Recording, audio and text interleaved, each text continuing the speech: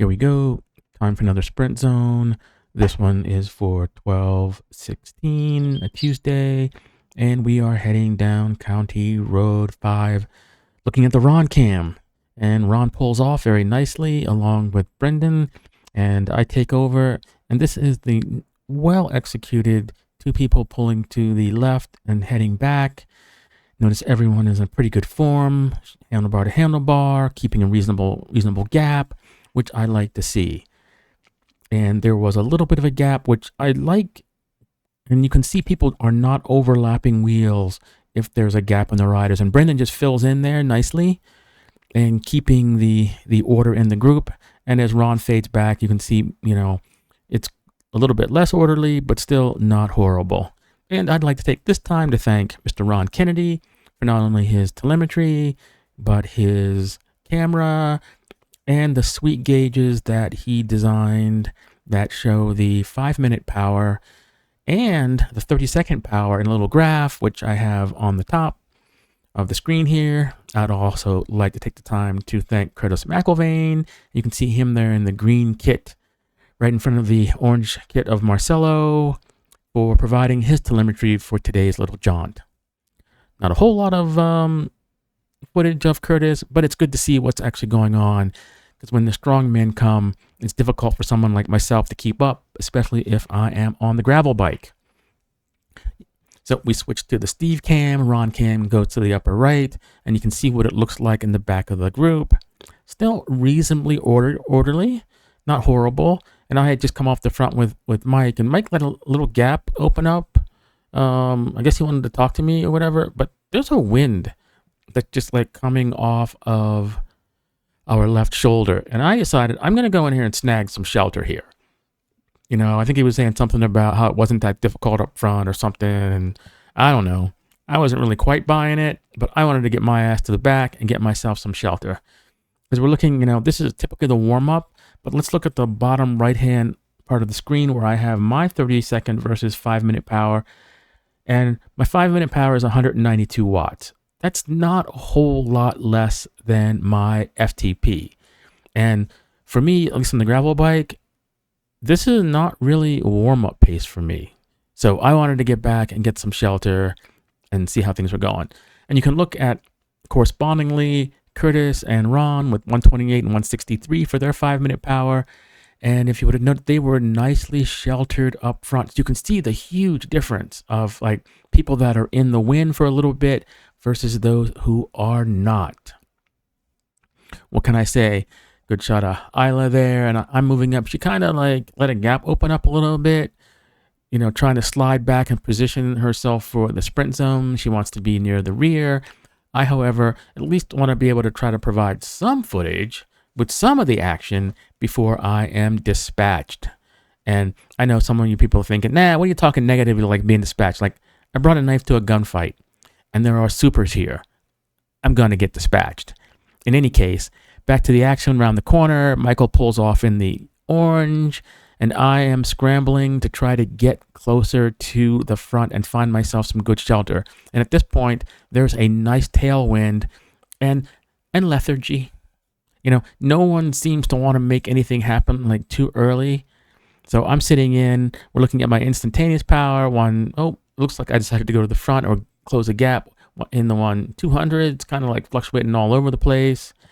Still, my 5-minute power is up at 180 still. So, and I don't think, I do have my heart rate at 164, which is like 3 beats below my lactate threshold. So I'm already working, and it's not going to be pleasant. So I try to get a little bit of extra ground here. Like Travis and Mitch just kind of let this little gap open up here as people are trying to go forward. And I don't know if they're not paying attention or just don't care. But, heads up if you want to kind of be in the mix, because it just seems silly to like let strongmen go off the front and then you spend all your time chasing. So you're looking at my instantaneous or 30-second power, 327. So I'm in the 300s just trying to hold on here. And I've got a reasonable position here.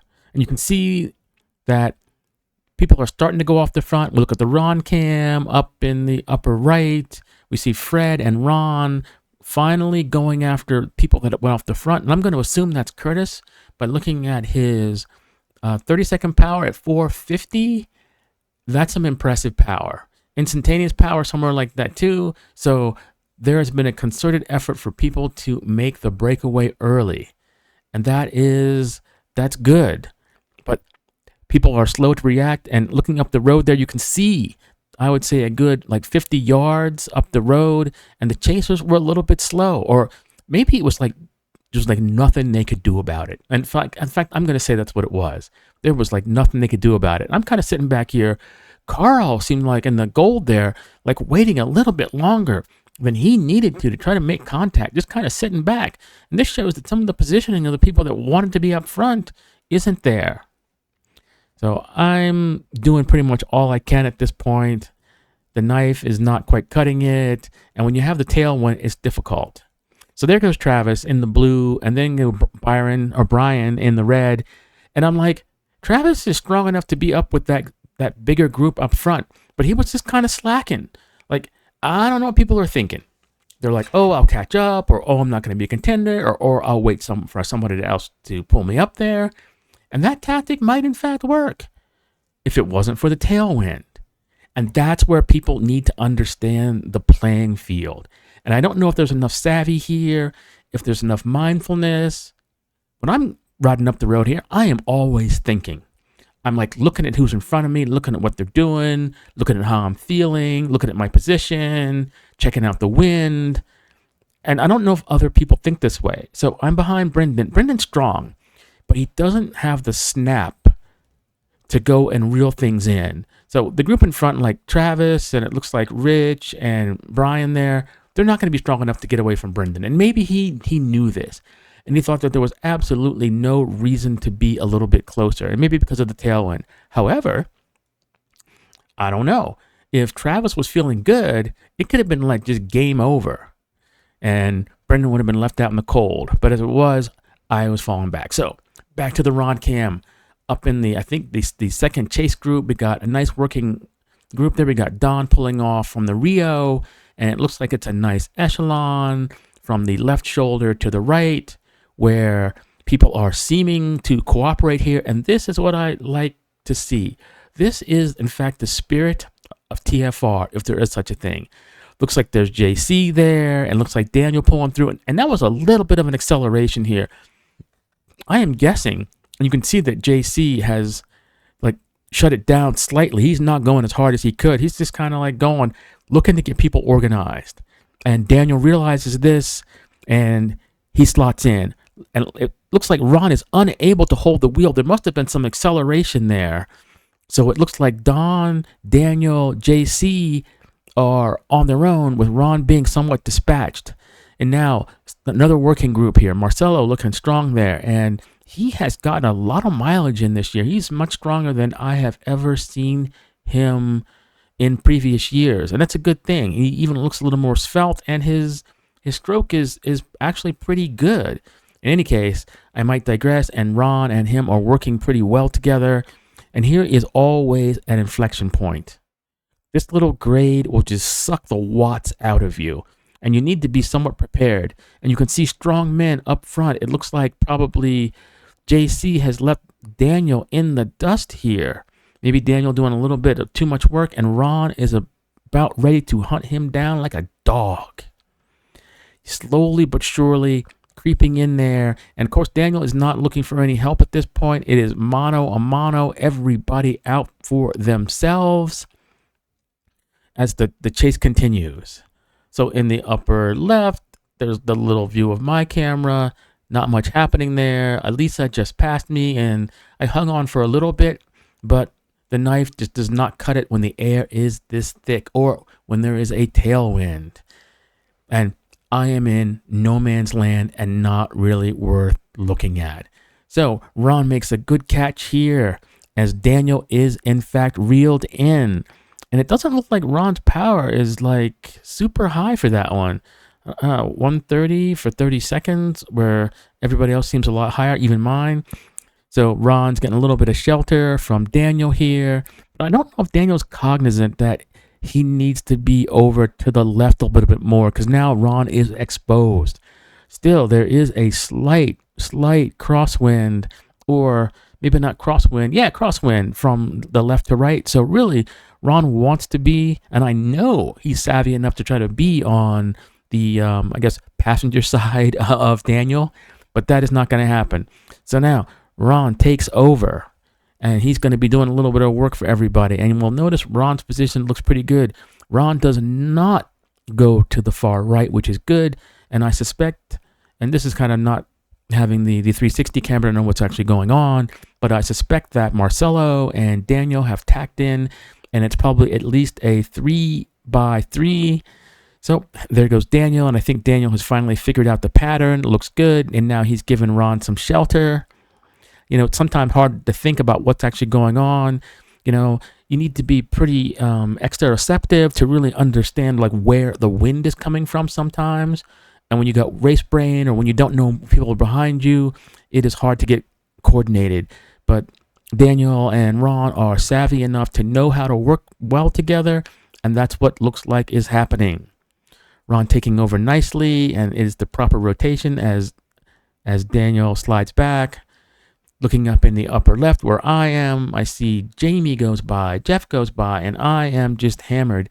Even though my 30-second power is like 230 and my 5-minute power is still in the 200s, that bike is just not going to get it to where it needs to be. And we see that it has been divide and conquer as Jeff and Mitch were unable to sit on Jamie's wheel.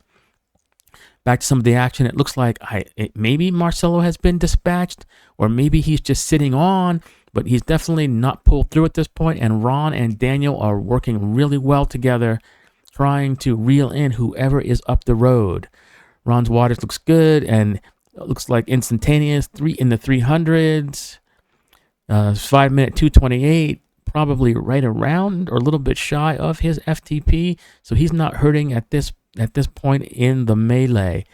But the end is near, and it looks like they're trying to just push forward and catch this other rider who had escaped them, and it looks like that might be Don. It's hard to say like who it is because the resolution of this camera isn't that great. I could have zoomed in on that one, and yep, it is in fact Don Puppy Paws. Rio is there, and it looks like Ron has a reasonable finish. And we will take a look and see like who the big men were, who the winners of the stage were. And I'm willing to bet Curtis is up there, JC is up there, and let's see what we get here. We'll just do a quick pause. Oh, it looked like Carrie. And we'll just back it up here because, you know, I just want to see a little bit, back it up.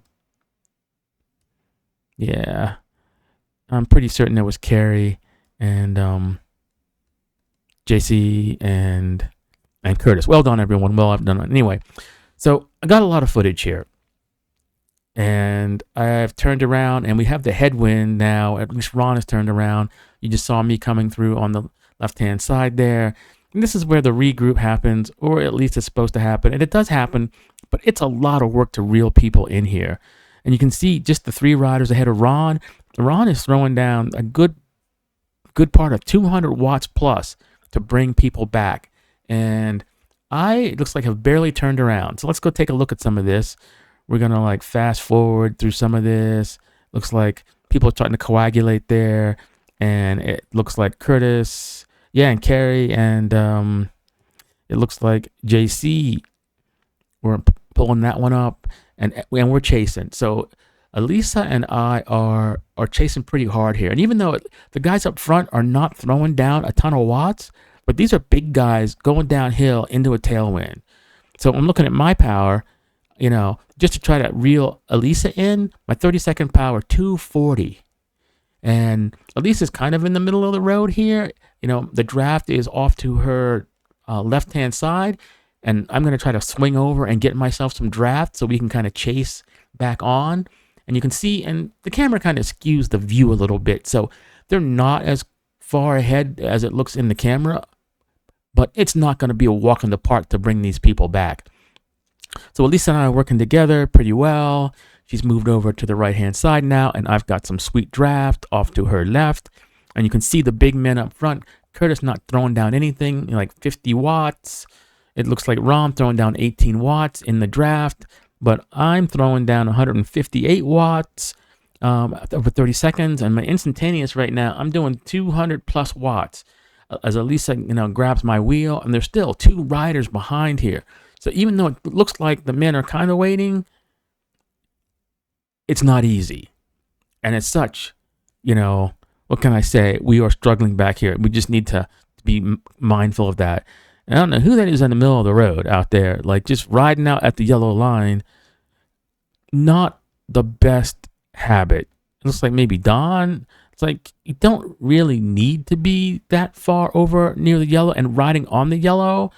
Like, I don't understand. Like, there needs to be a default behavior, which is get your asses over to the right so that cars can pass. Because if I was a car back there and I was looking, I'd be like, what the hell are these people doing? In any case, here it looks like Elisa and I finally make the catch and we're on. There's still a couple of riders. There's 2 riders like right behind Elisa and I, and 1 rider that was still way back there. And yeah, technically folks should have turned around a little earlier, which is what you're supposed to do and not have to chase on. Kind of like Derek's Dead End for those people who have done the legendary TTH. But for those who haven't, yeah, you're really supposed to turn around early and not have to chase on. Some people think they want to do the full route, and it's like, well, if you want to work that hard, and you can look on the upper left, I had shown the people that are still chasing on, and at some point, actually now I'm thinking I need to go to the front and kind of slow this down a little bit. Even though it's not much, Curtis is throwing down 140 watts. It's creeping up a little bit, and this rider's still back. So I'm going to go to the front, and unfortunately, people are not riding 2x2. So I'm trying to squeeze my ass through here to go by folks that are riding 3x3. And you know who you are. And you know who you are, and you know better, and I make this speech every time. So now you see me in the Ron cam, looking over, got my Teletubby thing on, talking to Curtis. He's like, yeah, we're going slow. And it's true, they're going slow, although he's putting down 145 watts into a headwind and he's a big guy. So, the kinetic energy or potential energy he already has contributing to some of the descent. In any case, people are slowing down as I come back through the group, and I see folks that are out there just like, we need to be riding 2x2. You saw the early riding up County Road 5. Everyone looks sweet, 2x2. And then after the sprint zone, it basically turns into a cluster. And I would use the F word here, but there's probably people's children in the room. If Byron's watching this at home, his young children, hearing this. So back to my camera, the main camera, looking at the group here, just trying to get a shot of basically of what 2x2 is. Oh, that's not 2x2.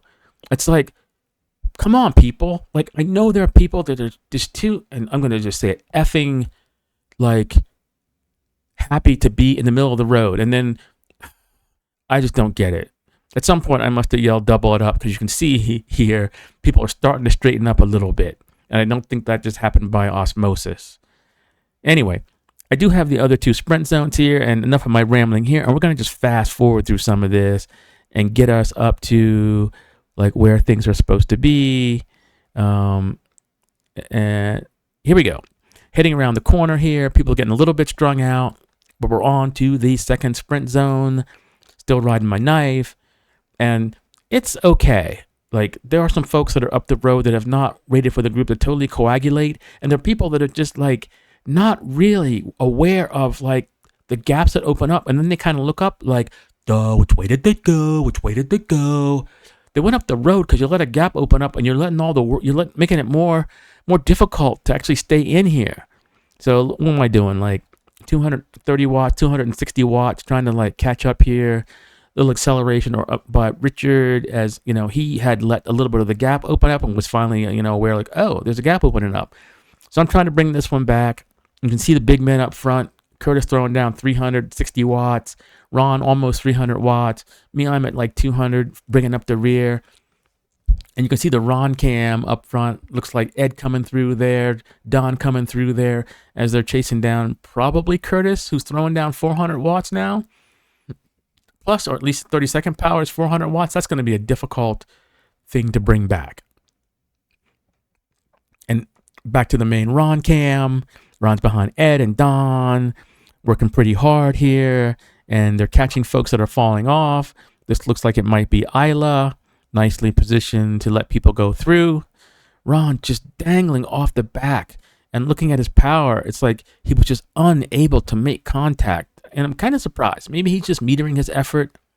Oh, there goes Curtis. Maybe Curtis was behind for some reason, but he's throwing down a good amount of power. And every time a rider or riders come by, they give you a little bit of a boost, a little bit of wind comes by, you know, like having lily pads to jump through to try to get back to the main group. But like Ron doesn't look like he's in any sense of urgency here, or it's just that difficult because his, wattage is like 200 and some 300. Oh, now we go. Now we get into the 400s. Ron has realized that, it's time to go. And the strong men are here. Perhaps he was waiting for JC and Daniel to come through. And it looks like we're approaching the main part of the hill, but he is unable to hitch his wagon to any of the groups that have gone by here. Perhaps it was the ride to Estes Park or some other rides that have softened him up a little bit, but he is forced to let people go. Looking at the Steve cam in the upper right, I'm in no man's land. And, well, it's not really worth looking at, but I'm still putting out reasonable power, 130 watts. Maybe that's not reasonable. I'm just tired. And, what can I say about that? Although I am doing like 24 miles an hour, so it's not horrible. When you have a little bit of wind there to help you out. Looks like Ron passing some of the stragglers who had blown up there, putting out some good wattage, but not looking to blow himself up.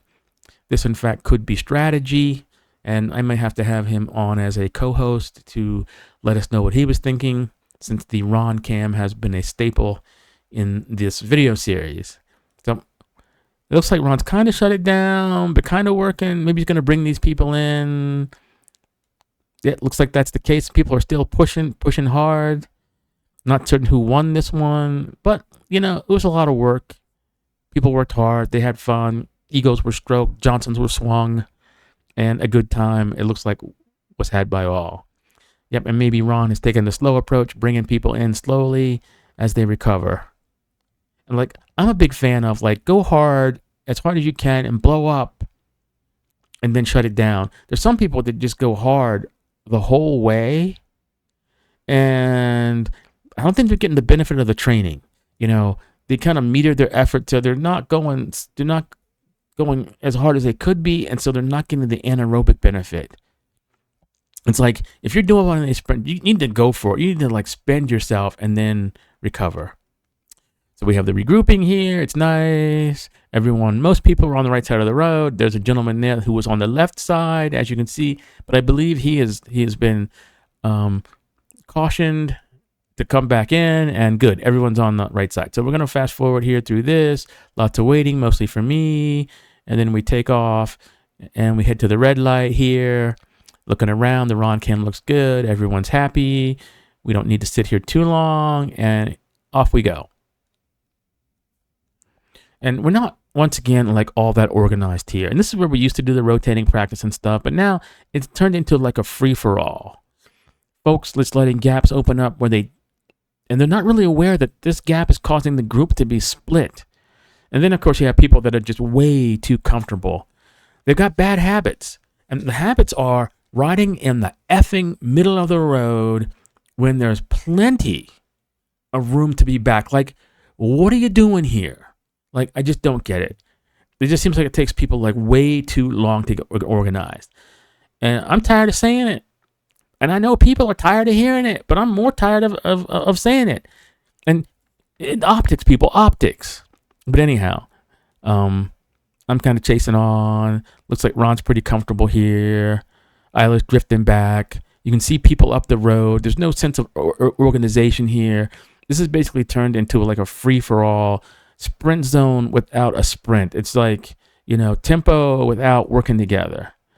So we're crossing the tracks here, and I won't say too much more about this. Maybe I should. We'll just fast forward because we'll get to the last sprint zone.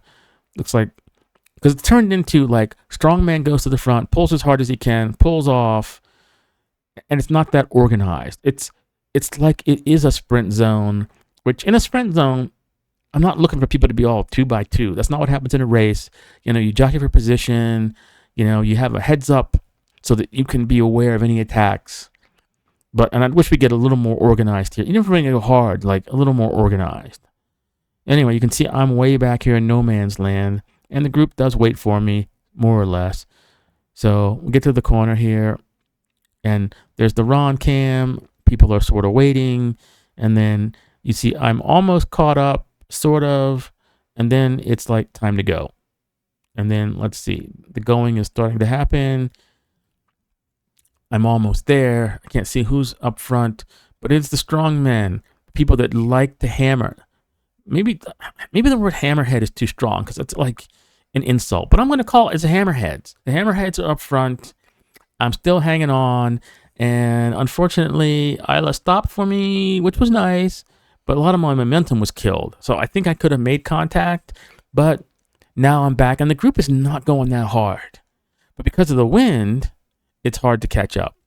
So there's a lot of this like pretty pedestrian behavior. It's not a good 2x2, but it's not horrible either. It's like they could be a little more organized. Oh, there's the elbow by Marcelo, and looks like Ron is going to be forced to come to the front, which is kind of good. But Ron's putting out like almost nothing. He's like waiting for people, which is cool. It's a neutral zone, but I still can't make it up because of the wind. I'm throwing out like 100 and like 200 watts, etc. Kind of waiting for Isla a little bit. Like I'm in 300 watts trying to chase on, but I'm still not quite there. A lot more power than it's been put out by Ron at least. But I'm just chasing and chasing and chasing and chasing. Yeah. In any case, let's get back to the action here. 2x2. It's kind of boring until we get maybe to the bridge, and we're gonna just accelerate a little of this because it's just like, you know, 2x2. Honestly, like this would have been a good section to like have people like rotate a little bit, but it's the sprint zone, unofficial, and positioning is also important. And not a whole lot of power is being thrown down by Ron, like, but because of the wind, he's getting a lot of shelter, and those guys up front are throwing down a lot. I've never gotten Marcelo's power. Daniel doesn't have a power meter, so I have no idea what's going on up there. And still 2x2, as they're bringing somebody back that's up there. Let's see. Yep. Kind of accelerate here closer towards the end. It's like Carey pushing hard. It looks like, yep, it's Richard there, and Ron is tucked up in the right-hand side. He's taking a little bit of wind, but it's probably worth it for the positioning here. And it looks like, oh, that was Dean who went off the front, and people know that Dean's probably going to just die, so that's probably why they just let him go.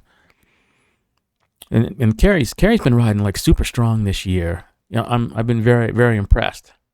So I'm looking for him to have good results next year in the racing. I'll have to start following more of the local racing scene. There we go. Or like Richard from the Fort Collins Cycling Club, making a good, strong showing for that group. So a lot of their A riders coming over, joining the TFR, and they're easily able to slot in with the group. You know, having the two parallel universes, and that's a nice shot of a little echelon there. It's pretty sweet, you know, with Rich, Ed, looks like Daniel, Don, and JC waiting to unleash the hounds. So getting close to the end, and I think, yep, and there everyone's standing up. The attack is going. Richard, thank you for your service. There goes Ed, looking strong. I suspect, you know, it's his first year here, and I know he'd been out of the game for a while, but I suspect next year he's going to be a player. And I'm not quite certain, like, where the end of the sprint zone is here.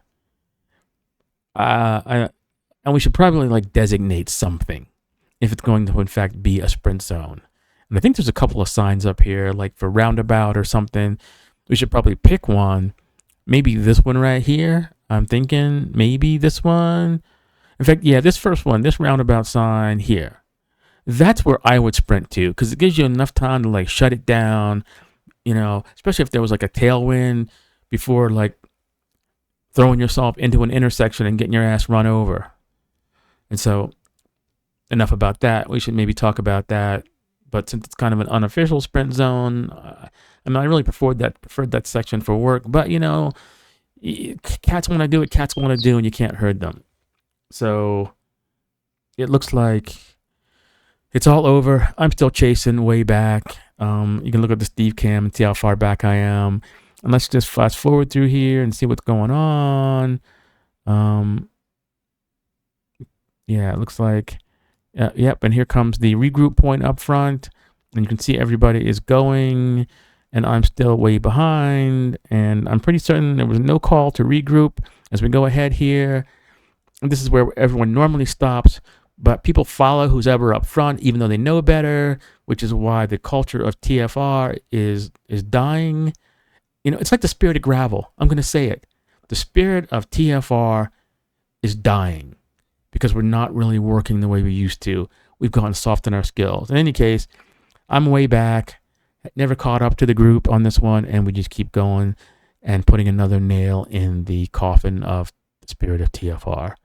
Anyway, a good time was had by most. Until next time, peace out.